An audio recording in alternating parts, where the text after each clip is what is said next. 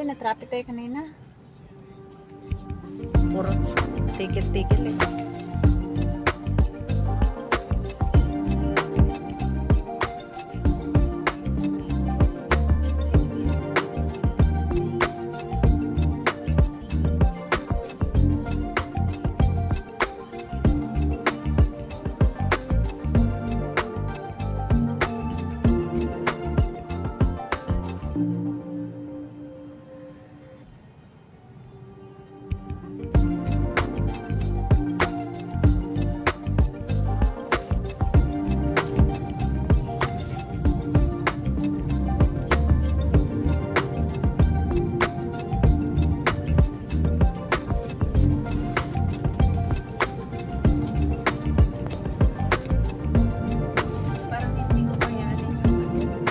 Pasok.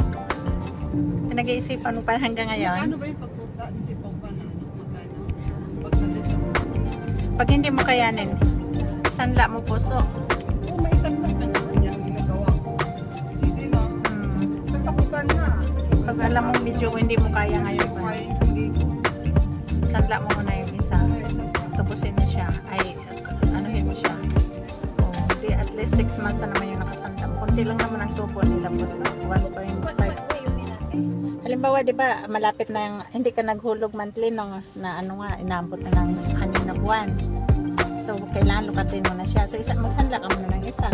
O pwede mo siyang lukatin, kunin mo na yon.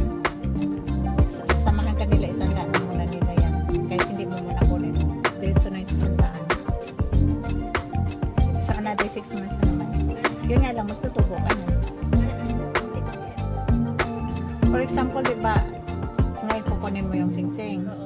So, hindi mo nabayaran ng PED until 6 months, di ba? So, wala. Tapos sa kataon na wala ka talaga kung magagipit ka. Sabihin mo si Kulot, isala mo na lang. O, isala mo doon. Kung magkano yung, halimbawa, magkano yung balance mo, ibawas yun doon sa sanla. So, wala kang binayaran. Bali, tutubusin mo lang doon sa sanla.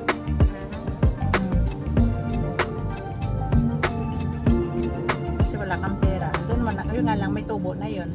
6 months. Or for the next month. O pwede magsanda ka ng, ano